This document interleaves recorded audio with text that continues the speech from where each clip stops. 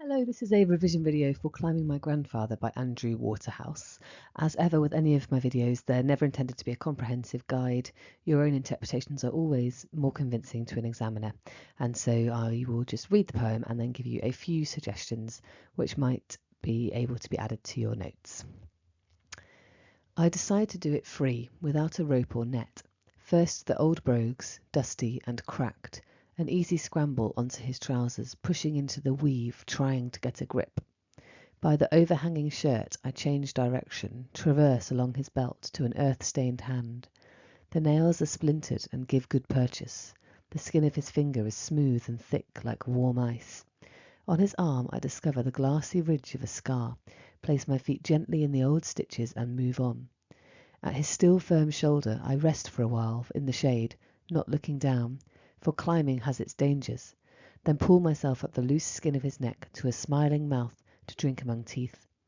Refreshed, I cross the screed cheek to stare into his brown eyes, watch a pupil slowly open and close.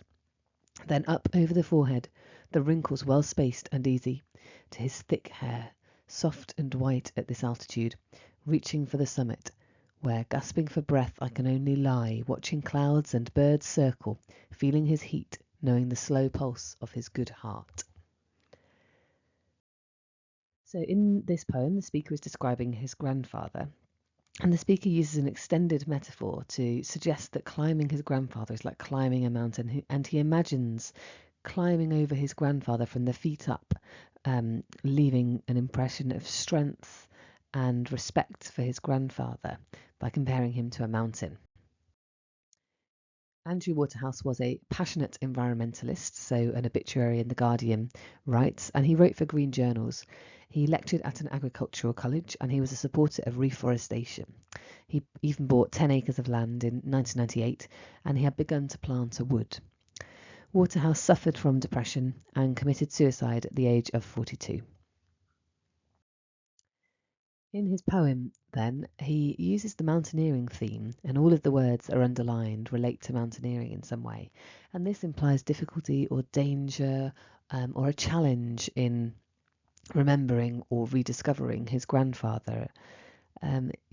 His approach is methodical and purposeful. So he says things like first the old brogues, and then you gradually work your way up physically the grandfather. So it's a methodical and purposeful approach. Waterhouse makes use of lots of senses, in particular touch and sight, and these link into the climbing metaphor and add a more vivid sense of climbing up the grandfather. When it says, the skin of his finger is smooth and thick like warm ice, I find this image very interesting as a simile because it juxtaposes the idea of warmth and ice, which is hard to define, perhaps suggesting it's hard to define his grandfather, hard to recollect exactly what he's like. Simultaneously, it could suggest danger. If you've got warm ice, it's likely not to be very stable. It's likely to lead to cracking and to fragility. Moving further down the stanza, you've got the idea of assonance and particularly frequent double consonants. And I think at this point in the poem, they slow the pace and it becomes more relaxed and peaceful, which makes sense when you fit with the content and think about this is when he's reached the teeth and he's becoming refreshed by the smiling mouth. So you've got the loose skin of his neck, the to drink among teeth, and then later on in the poem as well, you also have cross, screed, and cheek. The grandfather in this poem could be interpreted in several different ways. The two main ways are that he's mysterious and distant, and that's why the speaker in this poem is trying to discover the grandfather and trying to climb up him. Or you could argue that he is impressive, he's respected, and like a mountain, he's ancient and strong.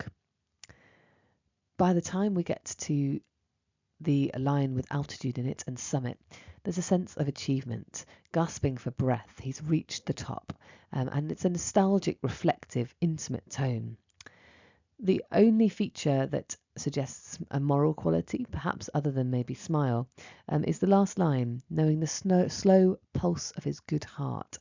And I think this suggests a moral quality in contrast to all of the physical qualities that we have seen throughout the poem already. This poem is in present tense and it's the first person, and it's a single stanza with no obvious rhyme meter. The most interesting structural technique is the frequent use of enjambment, where one line runs over to the next with no punctuation at the end of it.